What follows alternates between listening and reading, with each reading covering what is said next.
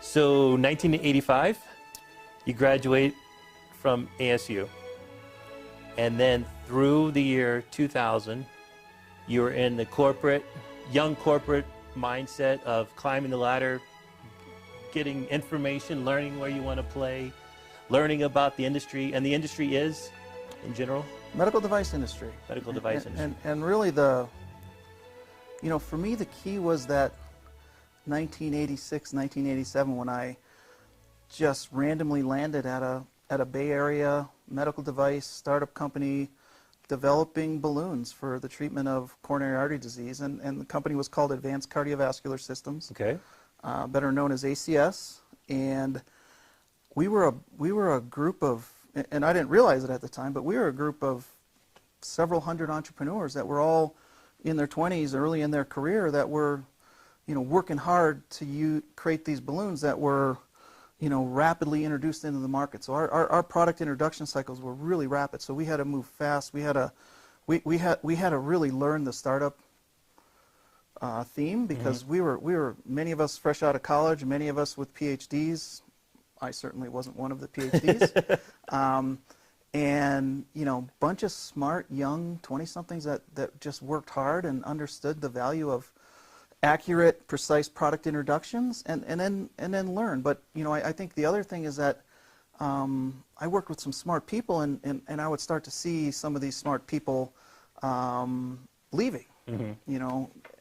Just randomly, people I work with leaving to go at the time, and I was like, how can we lose this key talent and these key people? Well, they were kind of following the startup scene within the medical device industry, which was robust in the late 80s. And a lot like of Silicon Valley. In the tech, you have this. In the medical device. In the medical device, it was robust. So these smart people are leaving, and they're going to startup companies. And I was focused on projects, and I just wanted to complete my projects. And I got to work closely with Duke University, and we're developing ways to deliver energy from balloons, which had never been done before. And I frankly had no clue what I was doing, except I was able to collaborate with enough people that I made friends with inside and outside of work, and I was comfortable going to them for information when I needed help. And I love to solve the problems, but I would much rather find the expert who could help me solve those problems quickly, and then get the product on the next path, whether it's preclinical or full commercial launch. So that was a key piece, because I would have never guessed that. And I wasn't looking for a startup. I wasn't looking for a big company. I was just looking for a damn job. Right. And so, but this is primarily in the R&D space, right? This is pure R&D, pure conceptual, working with clinicians that have just crazy ideas about where they see patient treatment going in the next 50 years. And we're young engineers, and we get to help them solve and navigate through that path. So that was in a lot of ways, that was the best and the worst thing that ever happened to me, was landing in the Bay Area at a startup at 20-something, because it teaches you and it gives you that taste in your mouth that you just can never get rid of. Right. And the people that are leaving are going to start their own news. A lot of them start their own companies, going to a venture-funded startup, an angel-funded startup, a clinician who has an idea, and he just wants these couple guys to come and join him, and they're going to have to bootstrap in their kitchens or their garages for a while, but so you're seeing these people just sort of exit, and it never really sunk in at the time, because I wasn't on this rapid path to entrepreneurship or business ownership or whatever you want to call it. So it was just more observational that you're seeing people, and then all of a sudden I think your psychological mindset is like, okay, well, wow, if they can do it, why? What's keeping me from doing it? Right. So, but along the way, every key loss was replaced with someone who was just as capable. Right.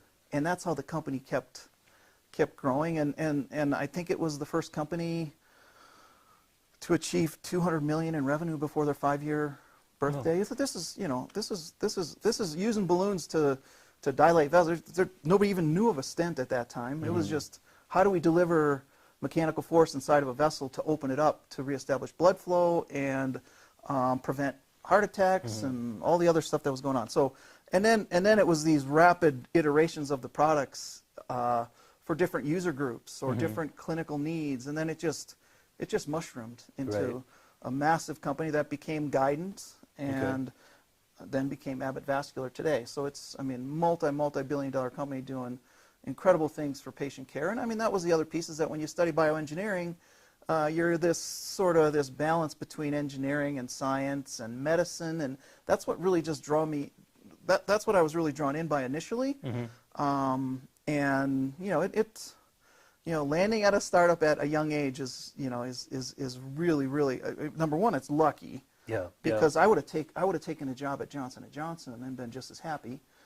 But I don't think so. I don't think so. I never would have known. I wouldn't have known until maybe I spent a year or two, and I'd be like, this isn't for me. I don't want to move this slow, or I don't want to move this accurate. Because speed and accuracy, a lot of times when you're in a startup company, you've got to balance those two in a way that solves an unmet need in the medical device or the clinical setting, and that's the balance. And then you've got the regulatory bodies that are making sure that everything's safe and effective. But as an engineer or as an inventor or as a product commercialization guy, you've got a lot of handles you're trying to turn all the time, and speed is really critical, especially when you're dealing with an emerging market like balloon angioplasty, because there were so many fast followers.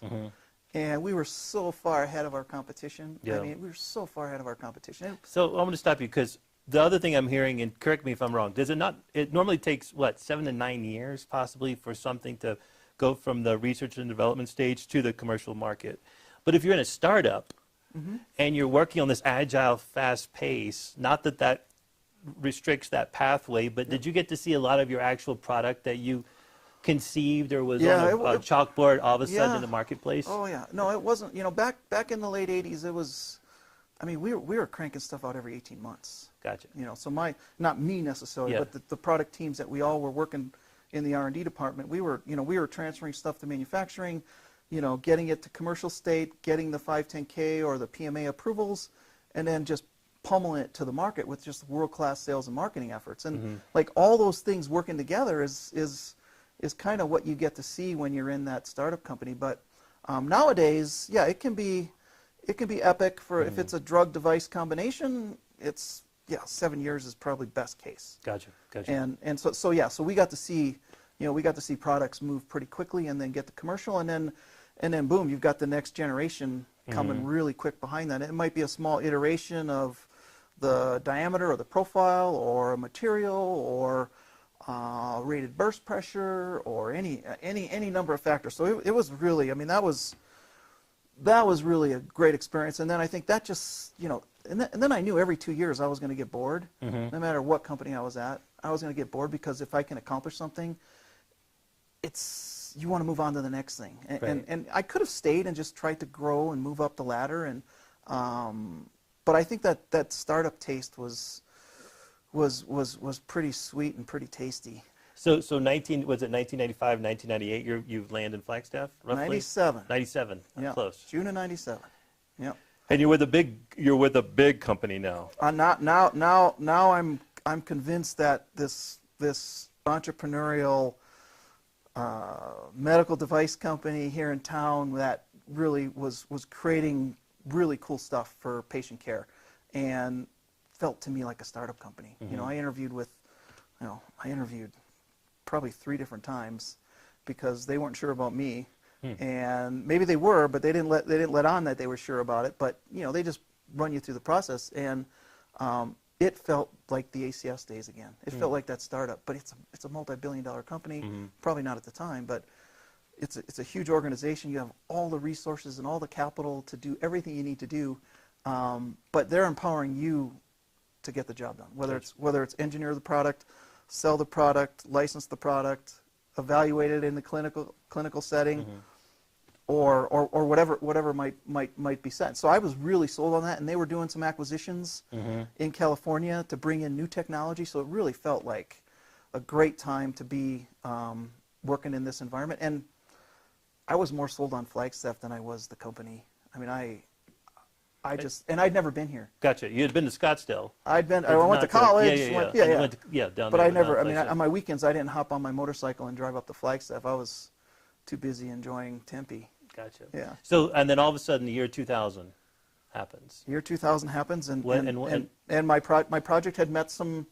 We had met some challenges with potential strategic partners. It wasn't it wasn't getting the commitment internally from the organization. Some of the pieces were moving back to Delaware, and there's just project decisions that just happen with any project. So I had met my partner at Machine Solutions, who was on the project team with us, who was a equipment engineer, who was so you have your equipment engineer, you have all the pieces on the team to be your own startup company. Right. And him and I just, I could see some real skill in what he would, when he would do a fixture or he would do equipment. He just had the ability to conceptualize and sit on he didn't have SolidWorks, but he could sit on his computer screen and in CAD, he could convert something into a working prototype like that. And it was always spot on. So just had an idea, wrote up a little sales sheet, and I laid it on the table and said, this is what we can do. We can start this company. We can make this make this shit work. You were the visionary. Essentially. I was the visionary for the business. For that business, Tom had the vision for the equipment and the product. So I knew if I could envision it, I could describe it to him and he could produce it. And what did that look like to you at the time? So you've got this company idea, you think you've got the right team players, and you're going to sell them on this concept, but what kind of true leap was this for you? Was this in essence, I'm comfortable, I'm not going to eat for a year, and we're going to make this happen, or was this, we have to make this happen, like, let's all be in, guys, and we've got to jump and make this happen, and if we got to... It took me a while to convince. Yeah, and I only convinced one of the two. The other one decided it wasn't for him. But I only needed one. Like, I just needed one of them. So I started with two and figured if I can land one, I'm golden. But it was, we still had day jobs when we started, which I think for any entrepreneur, I mean, a couple things. If you can bootstrap till you can't, right, do it. And if you can work from 5 to midnight while you're still getting a paycheck, I mean, it helps you de-risk. Just like anything in life that you want to de-risk. And my level of de-risking is probably very different than a lot of others, because for me the risk part never scared me. Yeah. It never scared me, because I had moved from company to company every 2 years. Right. So I'm thinking, well, if this blows up in my face, so what, right? And I never let that thought enter my brain. But I think now, just talking to you about it, I would say, well, if that blows up in my face, I'm going to land somewhere else, and I'm going to do something else, right? And is that youth? What is that? I used to have that, like, oh, whatever happened, there'll be something else. I had 2 kids at the time. That's incredible. Yeah, 2 young kids, and you're in a smaller market, even though you love the market. I mean, no, it was the worst place to be. Yeah, because there wasn't a lot of, there wasn't a lot of evidence of people that have done this. Right, and you can't just walk across the street. And I heard about them, but everyone I heard about was like, well, they tried it, and here's what happened when they tried it, and it never was rosy. It was never good, but I think that also motivated me. Like it gave me the motivation to say, you know what, I think we can do this. Do you have that gut thing? You know what I'm talking about? When you know you're on the right path, do you feel, is there something that happens to you mentally or physically that you're like, this is right? Yeah, we got this. And I think the fear helps too. I mean, if you're fearful, but if you bootstrap till you can't, and then you've got the ability to work that 5 to midnight shift and keep things rolling to the point where you can just flush out the market and at least understand who those customers are going to be. And then once you know that those customers are going to be active, paying, loyal, faithful customers, then all of a sudden that 8 to 5 thing becomes less critical. Yeah. And we didn't have to raise capital, which is a godsend. Yeah. We just used our 5 to midnight shift to generate sales, to generate profit, to just keep pumping back into the business. Yeah. And when we finally took the plunge, we weren't taking salary cuts. We were maintaining our salary that we had prior to it. So that's why I love this story, because you hear so many entrepreneurs, and the thought when people are selling this concept is you have to literally completely leave your corporate job, jump off the cliff, and live in a van, until you make money again. And I don't agree with that. And I understand the focus. I understand the passion, the focus, and no, I need to make this work. But I don't necessarily believe you have to starve yourself in order to. No, we couldn't, because Tom and I both had young families. Yeah, and, so the day job was critical to our ability to be successful, and I think we de-risked it. Yeah. So we de-risked it to the point where, we were going on sales calls. We were meeting with customers. We were getting purchase orders. So we were starting to get the wheels in motion to understand that, like, we have something. Like this thing that we had in this two pieces of paper. This is like, this can be real. And then we were just smart enough to listen to the customer's feedback when something didn't work or maybe worked differently than what we expected mechanically, and then make quick adjustments and just constantly make quick adjustments that we were able to win the customer's business really quickly. And then I was not giving up. I was like, that was like, once you've jumped off and now you're on your own, and now you're every morning you're controlling your own paycheck and you're growing the business. Then it's very different, because you're not, you're going to, at all costs, you're going to keep those customers. And I mean, there were all-nighters. There were, I mean, it's just the typical stuff. I mean, things are working, but we'll be, over our dead body, are we going to lose a multi-billion-dollar multinational company that thinks they need our equipment? Yeah. So in your most layman terms, what problem did Machine Solutions solve at that time? Or maybe still does. Yeah. The most layman was we developed a universal tool for crimping stents or integrating stents onto balloon catheters, and we did it with a budget that was fractions of what our ultimate customers, because we replaced the technology that they had spent years developing, like years developing, and I mean, I could talk for hours on the stuff I saw and the millions of dollars that were spent on absolutely brain-dead ideas to crimp a stent onto a balloon catheter. And that was it. I mean, we added automation at a time when automation was just adding more assemblers. So we were able to add equipment solutions to their manufacturing floor. And that first product for crimping stents or testing or measuring catheter performance, those products were really well received by the marketplace. And once you see how well received it is, it just gives you that extra boost of adrenaline, right? Whether you're selling or you're engineering or you're marketing or you're whatever, it just gives you that extra boost. Okay, we got this, and then it's on to the next, and then it's on to the next, and then we just, we just listened. We listened to our customers and what areas were problematic. Like once we got, and this was the last step before it goes in the package. Wow. So they've invested every penny into this product, and the last thing they can have is poor yields. And we nailed it. And they would have paid whatever I told them it cost. And many times I thought I was pushing the limits of at least my brain's ability to understand value pricing. But you were solving their problem, and it was a very specific problem, and they're willing to pay whatever because you nailed it. Gotcha. So you're in Machine Solutions from 2000 to 2013. All right, that's a long time for Dan.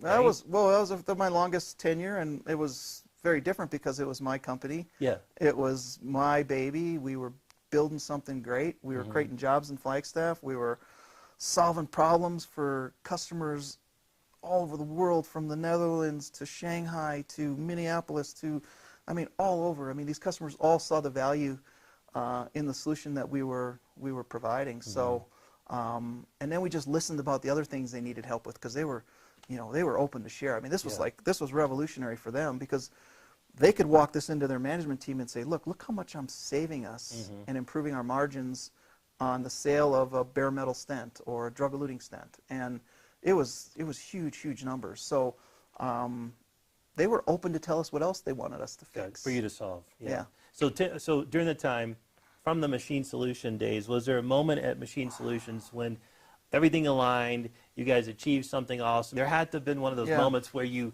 just said, oh man, this is it. Yeah. Was there a particular moment that set that off, or was it just a... It was probably that first purchase order. Yeah. Like, we didn't even know that we needed to invoice.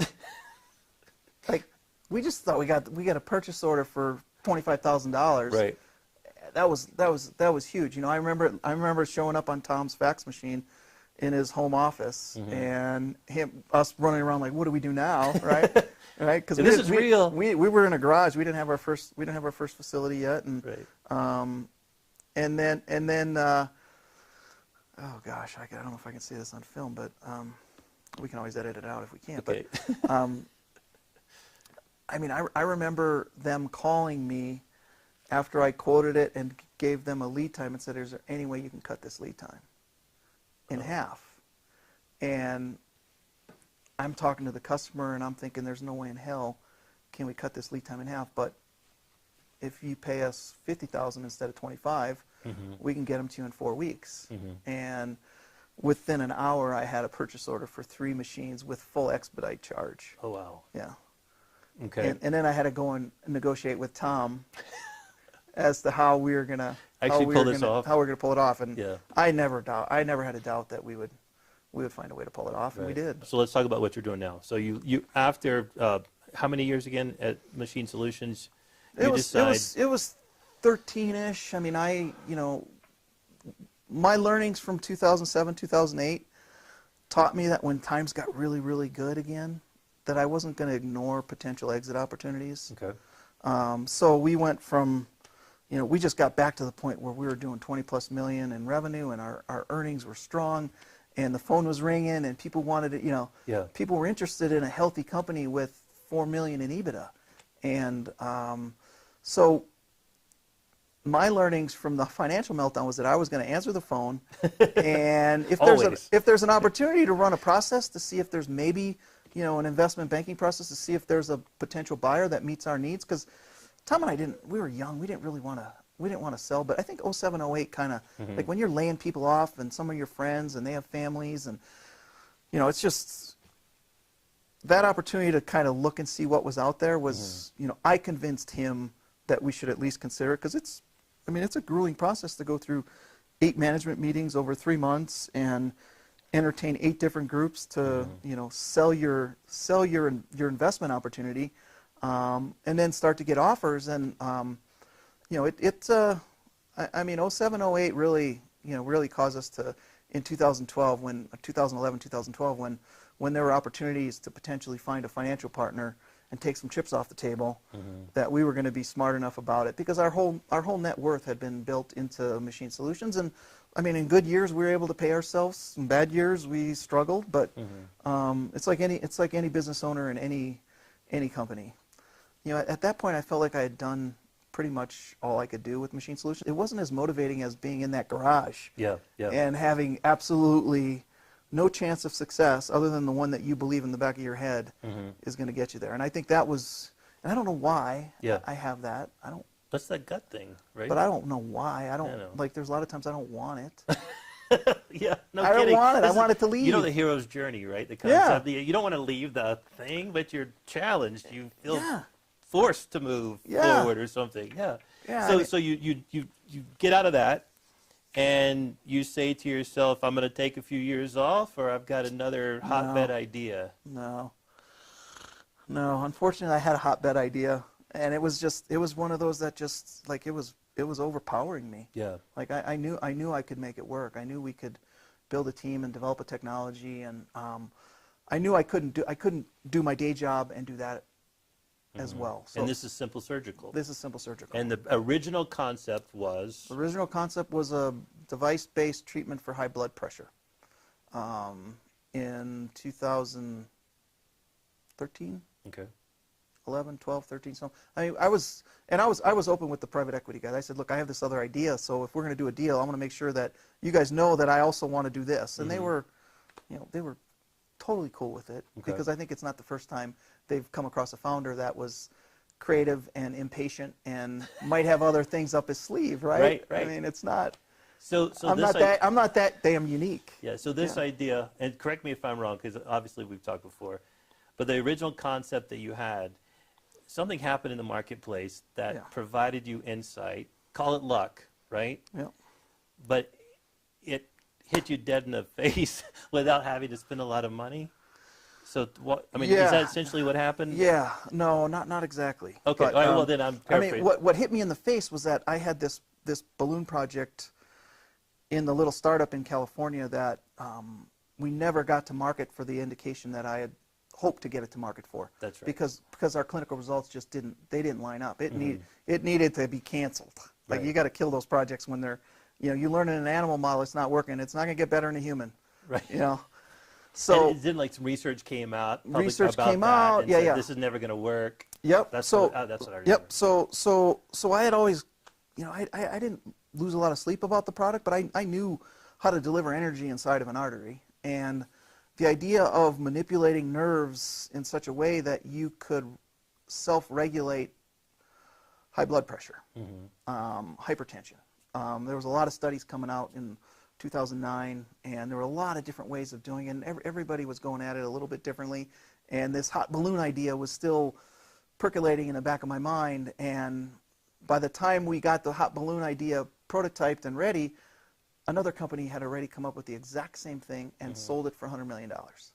So I was, we had all our patents filed. Right. And then the market leader published a clinical trial that showed that not only did they not downregulate blood pressure, but they upregulated it Okay. in the patients they treated, whereas the control patients were downregulating. So Right. it's like something's not working. Right. Like the technology's moving faster than what the treatment they're trying to deliver. So it just put a really, really black eye in the world of renal denervation and treatment of high blood pressure. I don't think it was warranted necessarily, because I think the idea of regulating sympathetic nerves to downregulate blood pressure is absolutely sound. It's just how you do it and how you do it perfectly in each patient. And like any technology, it's going to take years and years to perfect. So, so the clinical trial got canceled. The company had spent billions on an acquisition. They brought everything back to the drawing board, and then a little startup in Menlo Park called Simple Surgical is left with, a few $100,000 in the bank and an engineering team with direction on a product that just it really wasn't gonna get us where we need. We didn't have enough capital to get there, nor could I go out and raise capital because everybody saw the data, and the last thing they want to invest in is a failed clinical trial or a technology that's aimed at improving on minor details of a failed clinical trial. So like the perfect storm in a negative way hit us, and we just looked for ways to repurpose the technology to treat something within the body. We didn't know we'd find anything, but we looked at everything from varicose veins to pulmonary vein isolation to applications in the brain, and we settled on the treatment of esophageal cancer using our microwave ablation antenna and balloon technology, and just ran as fast as we can to not waste all our money that we had left. So we moved to the incubator, which is where we sit today. That's right. We moved here, shut down the Menlo Park office, set up a small office in Sacramento to do electrical and antenna and generator work, and then did our device prototyping and development here at the incubator. Had some great monthly rates on our space, and talent. The talent was willing to come with us. Did you tap into NAU at all, or mainly just bring your own? We brought our own talent, and then we tapped into some NAU engineering talent.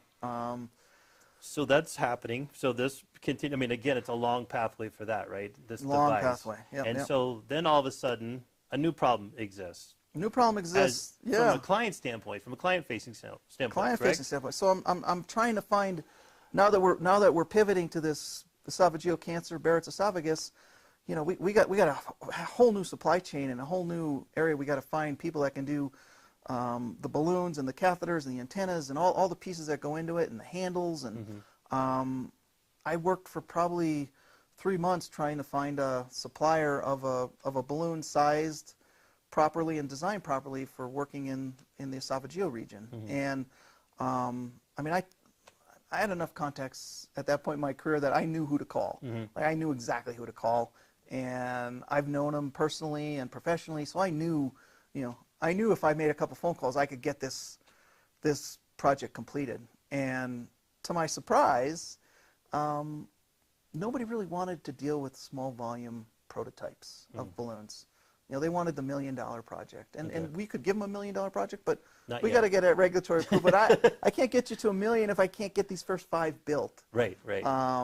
And so at that point, I just decided to do it ourselves. Like, buy a machine, get the capital, start developing the balloon. Because I knew enough about balloons to be dangerous, and I knew I could, with the team we had, we could develop the balloon. So we brought the balloon technology into Simple Surgical to really help us get that prototype through the preclinical work. And then, I mean, I'm out in the morning on a run, and you know, when I don't like running, so I'm always thinking about stuff, you know, and hoping I'm not going to fall and sprain an ankle again. But I'm just thinking, like, I just started thinking, well, I mean, we're not the only company that needs help with balloons, and went back to the office that day, which is right there, and just made a couple calls, and like instantly, like, oh yeah, we need, you know, if you can provide us a PVEX balloon X by X, you know, we'd love to have the opportunity to buy them from you. And so just at that point, I launched Poba Medical, and had at the time had a technically capable co-founder who was going to move to Flagstaff and kind of help us launch the whole technology. I was going to handle the business, and so yeah, so that's how that became Poba Medical. And you know, again, quickly we moved from here to the accelerator, and we built a nice little clean room, and we just kind of, you know, gradually outgrew our space, and in like a small amount of time too, right? Probably 18 months, yeah. Yeah, that's a small amount of time, Dan. Yeah, 18 months, yeah. When you compare it to Simple Surgical, which is still in the R&D and growing, and then this is like shot up, hockey stick. So I don't pretend to think, honestly, Dan, that we as a incubator really put any fire in your belly whatsoever. You were on this journey. We had a facility. It was luck, if you will, and the marriage happened. But now, since you've been here and you've been in Flagstaff, you've had these successful runs at being a startup founder, you are doing mentoring and you are helping us with our entrepreneurs, which I totally appreciate. Do you think that's fun? By the way, is it fun for you to dive in? Does that fuel another part of you? Yeah, it's not as aggressive a fuel. You know, it can't be, right? Right. But yeah, no, it's definitely rewarding. You know, I mean, but I've got 8 20-somethings that are under my control right now at Poba that are kind of feeling that same fire. So I get to sort of mentor them and see them develop as engineers or operations guys or marketing guys or assemblers or engineers or whatever. So, but yeah, and that's my sphere, right? I got that down, and so being able to see things outside of that sphere is really, really rewarding. Yeah. So. Yeah. And so, I mean, I'm not trying to plant anything in your head, but I think we know that we have something special here too, something that we offer that's a little unique from other incubators or accelerators across the country. But man, I certainly appreciate you and what you do for us, and even you're telling your story and sharing it often. And we talked about Joe Mullings, but last year, you even brought Joe Mullings had this concept, or you actually helped him birth this concept. Yeah, I guess I did help him birth the concept because I just remember being tired of seeing the Bay Area on every single video post that he was putting out. And I just was having a bad day. And I just decided that I was going to pick up the phone and tell him I was pissed off about seeing it. Right, and it's time to see other places. I mean, do you know what we do here in Flagstaff? I think is how I started the conversation, and I mean, I think he trusts me enough to say, you know, maybe there is something to it. Maybe the masses, because he reaches the masses. And I mean, think about now, right? I know, that's why I'm bringing it up. So think about now. I'm saying, hey Joe, how about you take a look at Flagstaff and see what we do here, and see if that could be told in an interesting way to help you birth this true future idea. And said, look, you need to show more than just somebody driving down the streets in San Francisco on their bike with a backpack, right, at dawn, right, and a trolley car going by, and the Bay Bridge in the background. Yeah. And there are other places that do incredible things. There's other places that do it, and I think there's a lot of momentum to say that, you know, his ability with True Future to show things like Boston and Flagstaff and Tel Aviv and Jerusalem and yada yada yada that are going on. I think it's making a much better story and a much better brand for what he's creating. So maybe I had a little piece. Yeah, and ironically, I mean, it's the reason why W.O. Gore has a place here, because at one point all these folks come here and they were like, wait, Yeah. I like this lifestyle. Yeah. What can we build? What can we create? Yeah, exactly. And so, yeah, the more we can get that out, because it is about lifestyle and life balance, and we don't have an hour commute. Yeah. We have a 5-minute commute. We have 20 minutes to snowball, to ski. The funny thing is, I don't do any of this. I know you don't. I know, that's why I just eat and drink. That's all yeah. I do. So which at a point we had some pretty good options there too. Yeah, exactly. Exactly. Before February. Yeah, so I think, no, I appreciate you, because I think you're also an example of the type of, we want more Dans to move here, and start things. I don't know if that's true. Yeah, it is Maybe. true. It is true. Yeah. Hopefully I can spawn some Dans here in the next few startups. There's some really smart people that I'm working with every day that one of them has to have that fire burning in their belly.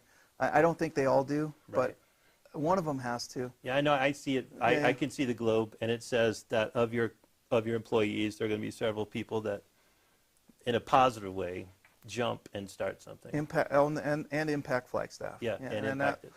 I mean that just tells me that I'm hiring the right people, and there's no bad feelings. I mean, I went through that when I had to leave the big comfort of the big company, and I don't, obviously you have to protect your intellectual property and all your trade secrets and all the stuff you need to protect and stuff people are obligated to when they sign an employment agreement. But if I've got entrepreneurs that can go off and start the next great device company or orthopedic company or healthcare app or telemedicine app or whatever keeps them up at night. I mean, and all these guys know where Moonshot is already because we lived here for a time. So I think that's the benefit where they kind of saw my path and our path, and now I could see some of them retrenching back in. I couldn't tell you who they are yet. Right.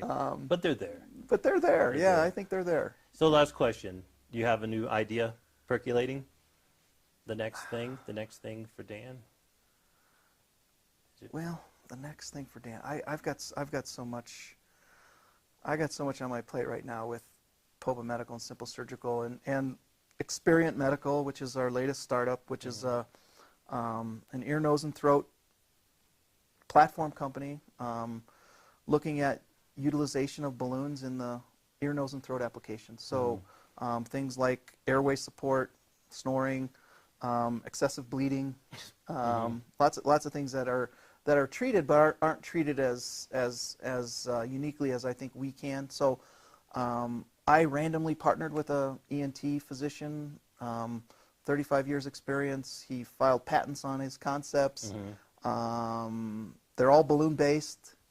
He got introduced to Poba and Dan, and we've been busy just capitalizing the company, bootstrapping. I mean, we've bootstrapped to three. We've got 3 products right now, and we haven't spent that much money getting them to where we are. But we've got to now capitalize the company so we can take them to the next level. And I think that's my next. I mean, there's probably others that are percolating, but at this point, there becomes bandwidth issues, and I've got a great team at Simple Surgical. I've got a great team at Poba Medical. Yeah. But with the events around the world the last 10 months, I can't lose focus and think that my team is capable of going it alone. I mean, some of them might want me to let them go it alone, but I think to a man they would all say that we're better off with Dan sitting here every day pushing us and driving our customer adoption and building our business, because at the end of the day they're all shareholders, so they understand.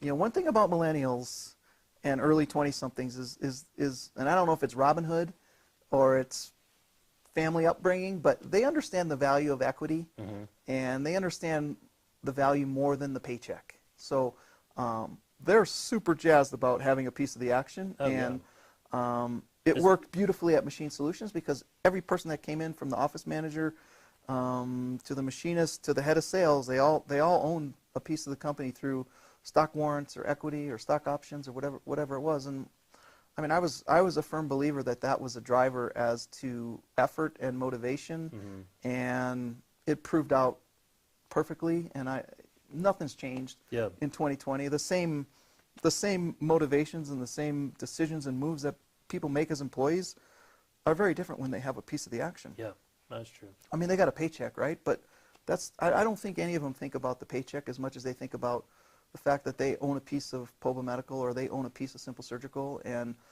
if they execute and we all execute and we deliver, that there's going to be a value creation event that could be life-changing, or it could just be a nice piece to allow them to come move back to the Moonshot. Yeah. Well, let me say, I appreciate the fact that you're sitting here. You make me a better executive as well. Well, and that's good to you hear. make this incubator I'm happy place. to come up and tell the story, and I I know, love the green room. Well, thanks. And I know Flagstaff appreciates you sharing the story. And let's, like I said, let's get more of you in this town to do something amazing. So thanks. Let's do it. Appreciate it. My pleasure. All right. All That's right. it. That was easy.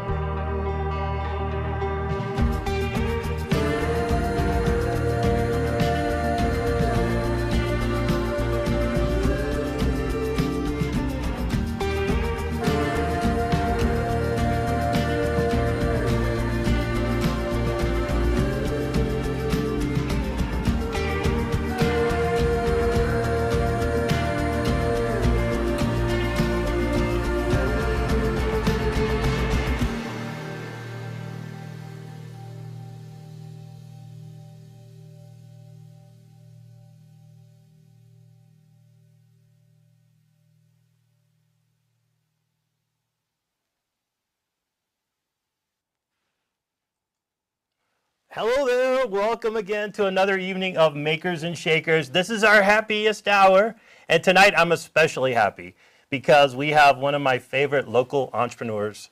He also happens to be on my board, so there's nothing wrong with that at all. But his name is Dan Kasprzyk, and I have to say, Dan, first of all, I want to have you say hello to our audience. Hello. Thank you. Great to have everybody here with us tonight. That's awesome, Dan. I want to apologize for the fact that I think I set this all up. I said earlier this morning that you have so many companies that you're running. You're constantly working, it seems to me, and I don't know how you find the time to sleep. And so then all of a sudden I noticed tonight in our video we were missing the Z's out of your name. Yes. Yeah, I didn't even catch that. I've seen it spelled so many different ways that you know, as long as there's not a few too many vowels, we're good. well, with a name like Hathcock, I don't argue with that. So we're all good. Yeah. So we have had several questions come in, but I want to start off this evening because I know we have a lot to talk about, and that is to say that one of the favorite things that we talked about was, or one of my favorite things we've talked about that I see a lot of founders having issues with is hiring. You know, finding the right kind of people to hire. Last Monday night, Momo, the founder of Viam, spoke to his hiring process, his hiring insights. And I just want to know, you know, you've had some great, obviously successful companies that you've launched. What's been your trick to hiring the right kind of people at the right time? Well, I think I probably have to owe this one to Joe Mullings because he's a big proponent of hiring the best athlete, and I think that's something that I've always held true to, and when times are tough, I'm not opposed to spending money on external recruiters to find the right talent because these people do this for a living and they've done it their entire careers, and the paybacks are just incredible. So so many people get caught up in penny pinching during the HR, the recruitment phase, and it's the worst place to penny pinch. And I've found guys at coffee shops, Whole Foods. These are guys that currently work for me. So I think it really, you got to, just pay attention in your general life, especially in a small town like Flagstaff. There's so darn much talent that literally wanders around the same coffee shops, the same restaurants when the restaurants are open. Yeah. And then just best athlete. I think if there's engineering or marketing or sales talent that happen to come to NAU on a scholarship, a full ride, and that athletic drive is going to carry through to their careers 100% of the time. Gotcha. So I want to remind our viewers, so right now you can email us at info@moonshotaz.com. We've got the Moonshot staff online. They trigger this little device in my hand so I can get your questions and ask them directly for Dan. And so I actually do have a few that came in during your during our interview. And they want to know, this is a good question. They want to know, how do you balance speed and accuracy with your company today? And I think they're talking about product development, I'm assuming. Okay. So, your world is a little different than some entrepreneurs, because whereas my world doesn't necessarily save lives, yours does, right? So when you're looking at that balance of product development, how do you balance that? Talk about that. Yeah, no, that's a really good question. Me personally, I always err on the speed side, just because we're most of these technologies and devices are preclinical. So we're not even testing these in humans yet. So we're at that preclinical state. So it's a great question. It's a difficult balance, and we face the same thing at Poba Medical when we're getting requests for these just crazy tolerances on balloons that, our engineering team is looking at and asking, like, how in the world are we gonna achieve this this specification or compliance or burst pressure range? And I always err on speed, because I think if we can quickly get it in their hands, we can then move on, and they can move on to the next design decision or device decision related to their technology. So I don't ever ignore accuracy or quality, because that's a key piece to everything we do, especially when you're going through approvals and getting these devices ready for first-in-man testing or in human clinical trials. But it's speed first for me. Do you ever hear, speaking of speed first and solving major issues, do you ever hear from actual patients who have your products have helped their lives with? Or we have over the years on other products, but esophageal cancer is a growing concern around the world. So I think when we post a simple video on a 30-second video on LinkedIn, I'll hear from people within different societies and patients that have had esophageal cancer treated through esophagectomies, and really promoting the idea of having something that's minimally invasive and can stop that spread from early to stage 2 or stage 3 esophageal cancer. So we're kind of a step removed, but many of our customers are actively involved in everything from treating atrial fibrillation to neurovascular aneurysms, and they're treating patients day in, day out with their technology. So I'm sure they get the brunt of the successes when they're truly saving lives. Yeah, I would think so too. And I think I remember even going and talking about Joe Mullings, right? You guys had a great interview on his True Future TV, and he was actually a heart surgery. I mean, he was had a heart attack, right, at some point, and he was actually saved by the devices that W.O. Gore has made, if I'm not mistaken. Wasn't that a story that? Yeah. I think it was congestive heart failure when he was on a bike ride in somewhere in Italy or Europe, and those are life changing. Those are life changing events, and I think for him it was really the moment where he kind of tied technology to his own physical existence. Yeah. And so now, while we're on the topic of Joe, not to throw him under the bus anymore, but it was your idea to bring him here because Flagstaff has this incredible lifestyle, and you wanted to see it highlighted more for the talent and the type of town that we have. I'm wondering if to me, lifestyle has to be the key ingredient to acquire obviously successful entrepreneurs, but also to get more Dans involved, to get more interest. And do you have a particular, like, if you moved here early on, but if you weren't here, where would you be? If you weren't in Flagstaff, where else would you be? I'd be in Boulder. You would be, okay. And so why Flagstaff? Just curious. Well, I mean, it was a job for me. I mean, the W.O. Gore opportunity was an incredible opportunity for me at that point in my career, and like we talked about in the interview, it was you're going to go work for a multi-billion-dollar company, but it's going to feel like a startup, and that's the calling card that Gore brings to all their new hires, is that you've got this freedom and flexibility in your work-life balance, but you get to live in Flagstaff if you're working for Gore Medical. So I wouldn't, I think for me the job chose Flagstaff, and I fell in love with it, and then having your own company here, you really do tie your hands as it relates to moving to a coast or moving to a different mountain town. But I would say it would have been Boulder. So I guess what I'm really asking too is, what is it of the lifestyle? Are you a skier? Are you a runner? You talked about not being a fan of running, so I'm assuming that's not the reason. I love getting up early in the morning and going on a trail run. Yeah. I mean, I think that's far more enjoyable than going on a run down a straight flat street. Yeah. I love mountain biking. I've enjoyed skiing. I like proximity to the desert and proximity to year-round summer. Mm-hmm. As I get older, that becomes an incredibly attractive piece to life, because there are times in the spring in Flagstaff where you can look outside and see the trees bent over sideways because the wind's decided to blow for 3 straight days. So, right.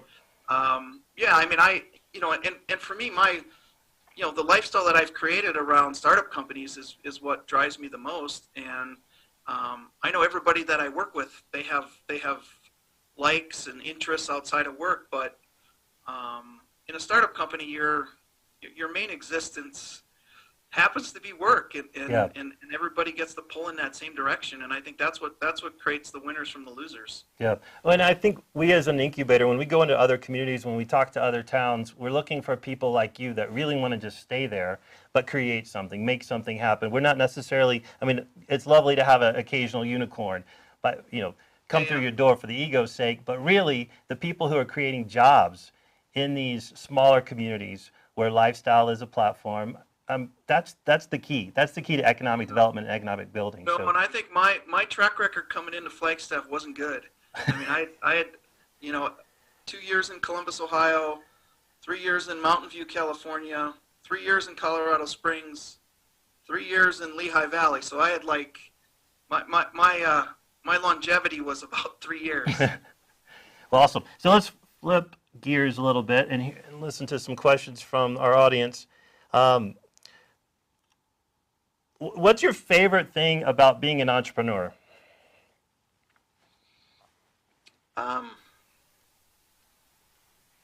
Gosh, there's a lot. I think at this point in my career, this is probably going to sound a little weird, but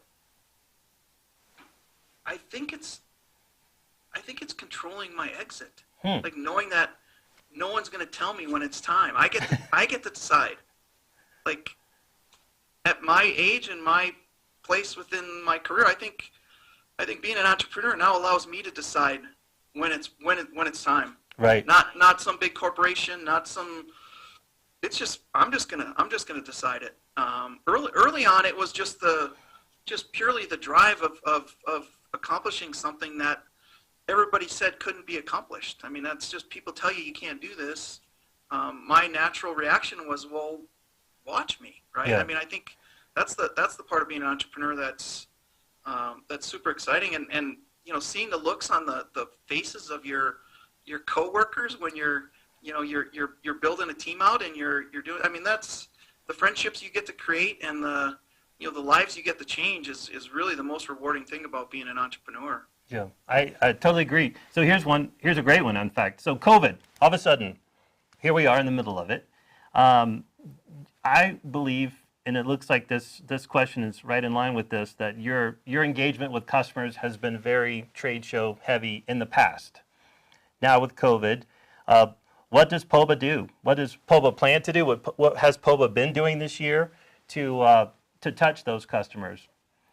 Yeah, no, our trade shows really are the lifeblood for, it was true at Machine Solutions, it's true at Poba, it's true at Simple Surgical. So it's really that in-person customer engagement that allows you to tell your story, secure orders, build your business, reinvest in your business. So, one of the things that's really been helpful for us this year is we partnered with 3 gals that started a company called Chamfer. And it's an online marketplace for selling anything helping medical device catheter engineers through the prototyping phase. So I think we were their second or third principal to sign up. They have, I don't even know how many they have now, but they have 20, 30 plus principals that are selling on their e-commerce platform. So they built an Amazon-like service for medical device catheter engineers where we have over 70 different SKUs of different balloons that we've taken the time to manufacture and put on the shelf and help these early stage prototypers and early stage catheter engineers move through that preclinical or clinical process. So it's really been key for us this year. Is it's given us the ability to engage with customers. It's not moving the bottom line, unfortunately, because you're talking 5 or 10 balloons versus 10,000. But we've got 70 plus SKUs. We'll have close to 100 SKUs by the end of the year. We've gone from, I think we sold 17 units in 2019, and we're gonna be close to 100 this year. So wow.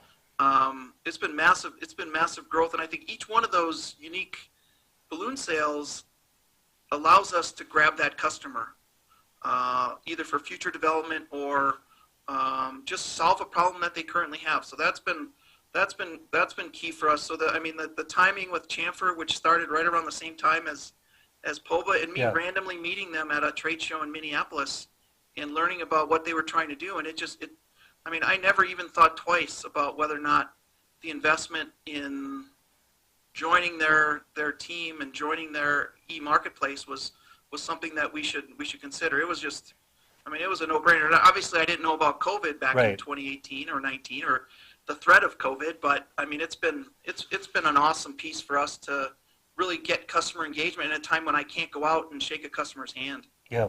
Well, the other thing I saw, Dan, with you especially, is that you were an early adopter to utilizing video, and I think you've done that through your Balloon U video sequence, your video shows that you have, and what made you think of that type of engagement? Because honestly, that's not a go-to for your sector typically, right? For what you're doing, to all of a sudden think, you know what, I'm going to bring more of my story, more of what we do to video.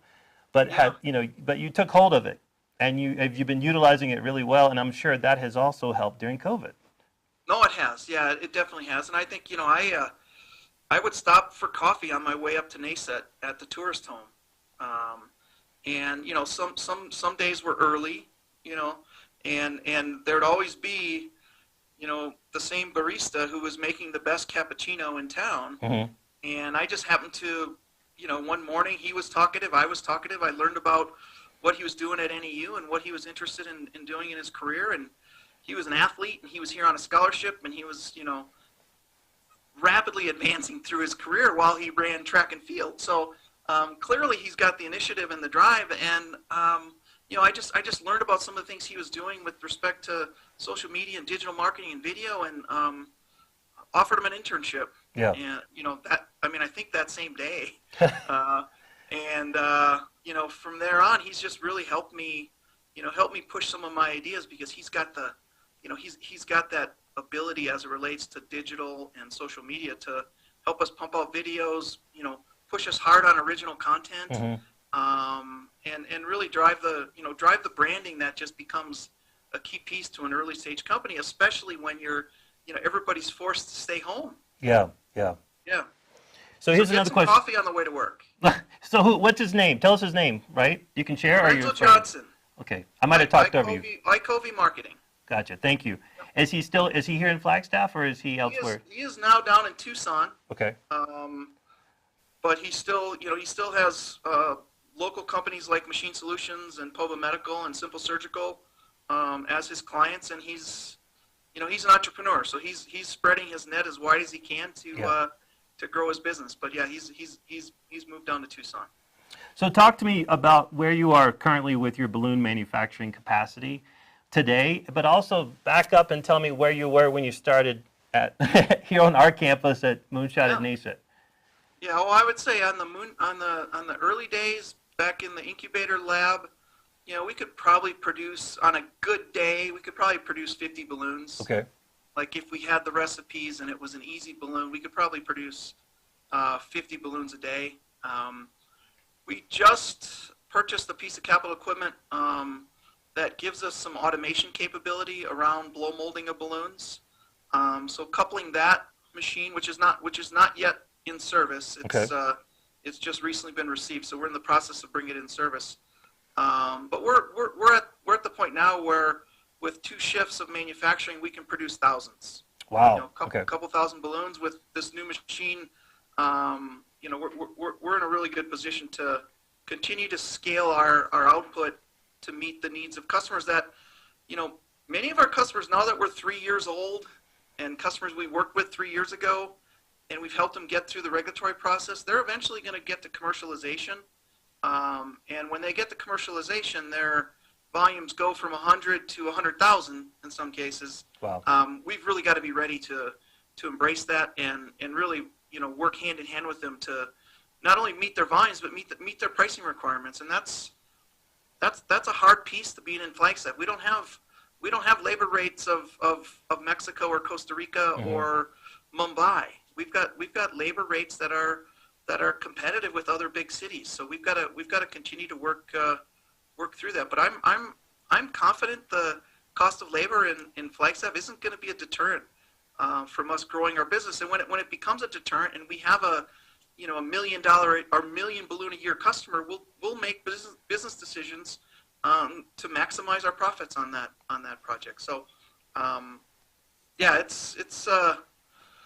we're in a unique spot, but we've got a 20,000 square foot facility that we occupy about half of. Okay.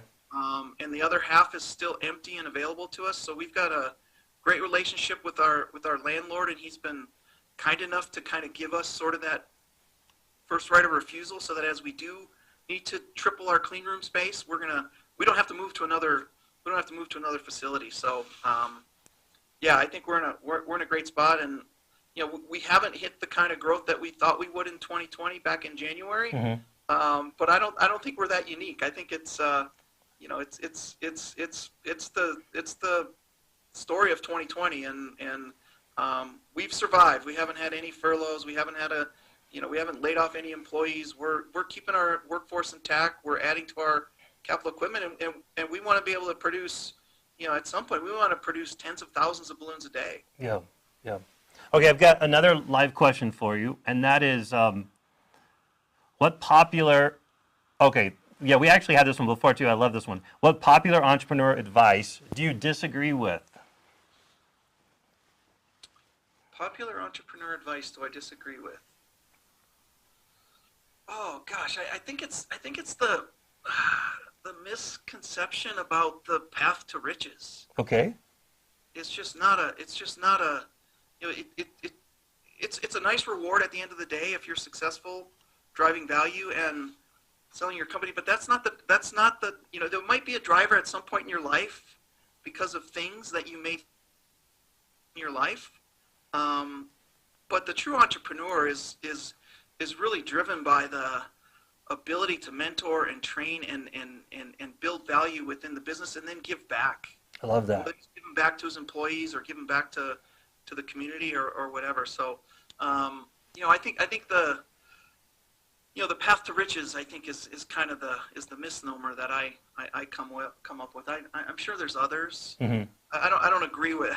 I mean, I tend to sort of I tend to navigate down a different path, and I think the other thing that I completely disagree with is the celebration of successful capital raise. I mean, yes. Oh my God, venture capital just pumped $30 million into my idea and my company. Like, who gives a shit? Right. That's not. I mean, sure, you raised $30 million and you should celebrate it, but celebrate the successful first clinical trial or first in man study, or celebrate that. I mean, I think so many people get hung up on, and a lot of it has to do with the tech industry and raising hundreds and hundreds of millions of dollars for your ideas, and everybody gets excited, and sure, I mean, what happened today, right? DoorDash went public on the NASDAQ or New York Stock Exchange, and their stock moved from $70 to $180 a share. Yeah. Right? Yeah. I mean, they should celebrate that. They're, but you come back and look in a year, is it still going to be $180 a share? Right. My favorite thing that you said in our interview was the minimizing of the risk. Yeah. Because I feel like that's a misnomer too, that in order to be successful as an entrepreneur, you have to just give up everything and dive head in. And you stated, and I believe, that you can work a day job and pull midnight hours and build this company up until it can support. I think you said you had children at the time, and living, and your partner did as well. Your co-founder did. So I think that's a key. I love the fact that we're demystifying that piece a little bit. Yeah, I think that was a key piece, because I didn't, we didn't have the capital for us to dive in. We had a bootstrap to the point where we could build something that was sustainable and then be willing and able to reinvest in what we had just created. So versus just, paying ourselves fat salaries. Right. I mean, that would have been fun. Yeah. yeah. But yeah, I think I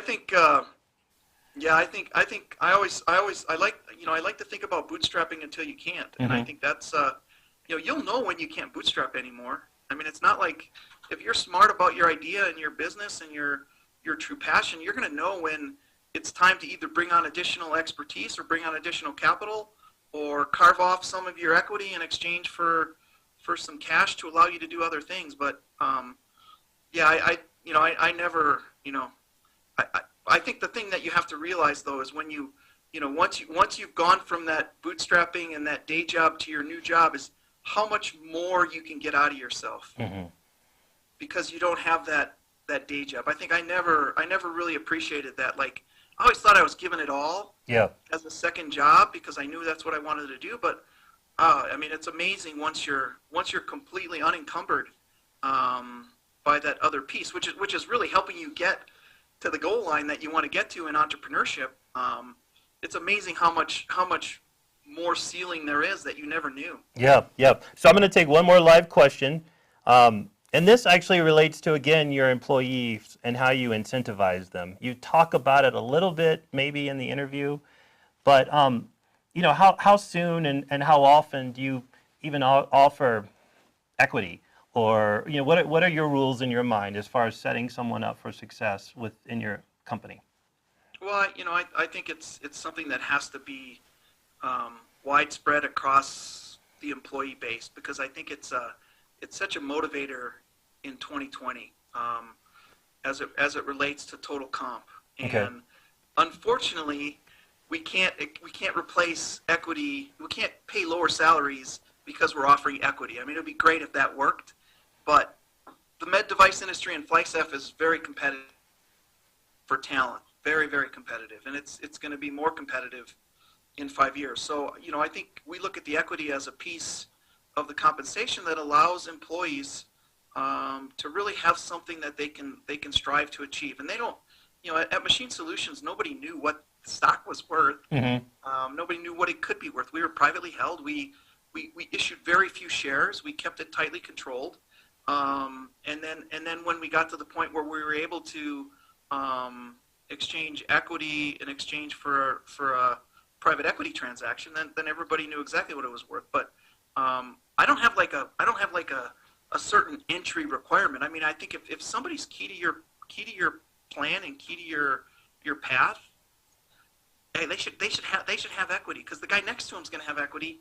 Mm-hmm. And these guys know each other. They whether their families hang out together, or they bike ride together, or they climb together, or they do whatever. It's maybe they play fantasy football together. Mm-hmm. But it's get them all aligned. And we're such a young, hungry team that I don't have like a senior executive level and a mid management level and then an engineering level. I mean, we're still 16 to 18 employees, mm-hmm. and many of our staff is working in the clean room day in, day out. So I think it's also one of those things where I'm not that smart. If it worked before, it's going to work again. Right. Well, I disagree with you, but all right. Yeah. All right. So my last question is one I've been asking everyone, and that is, if you weren't doing this today, what would you be doing? What other path would you be on? Oh, shit. Oh, God. If I wasn't doing this today, what would I be doing? Oh, God. There was a time in my life where I would say I would be a ski bum. Okay. In a Colorado mountain town. But that would have been so damn boring. I mean, my mind wouldn't have allowed it. My body would have allowed it. My mind wouldn't have allowed it. Gotcha. I would have been bombing hills and thinking about something and probably broke my neck. All right. Well, I guess we'll have to take that as the answer. And I have to say, Boulder is missing out, but Flagstaff is so thankful and grateful that you're here and you decided to not just be a ski bum. That's what I have to say. And I have to tell our viewers again, this has been an awesome night again with Mr. Dan Kasprzyk. And if you want to learn more about him, you spell his name with a Z. And you look him up on LinkedIn. He's a great mentor and a coach here at Moonshot as well. So if you want to become a member of our Incubator Accelerator program, we can connect you as well with Dan and several other fantastic founders and mentors here in Flagstaff. So again, Dan, I thank you for your time this evening. If our viewers have more questions after we air this, please, again, just email us at info@moonshotaz.com. I will forward your questions to Dan, and we'll get an answer back to you. It's been another incredible night. Tomorrow, we have some more incredible workshops. We're going to listen to, I think, a workshop from Dustin Moore with SunWest Bank. We've got our own Amanda Kristinat teaching us about getting grant funding. And then for the keynote, I'm thrilled to have Mr. Steve Reese. He is the Chief Information Officer for the Phoenix Suns. An incredible guy, an incredible storyteller, and you're going to learn a lot from his keynote. And then we're going to do the same live Q&A tomorrow night. So again, I thank you all again for joining us tonight. It's been awesome. It's been awesome to see Dan, and that is it for us. Good night.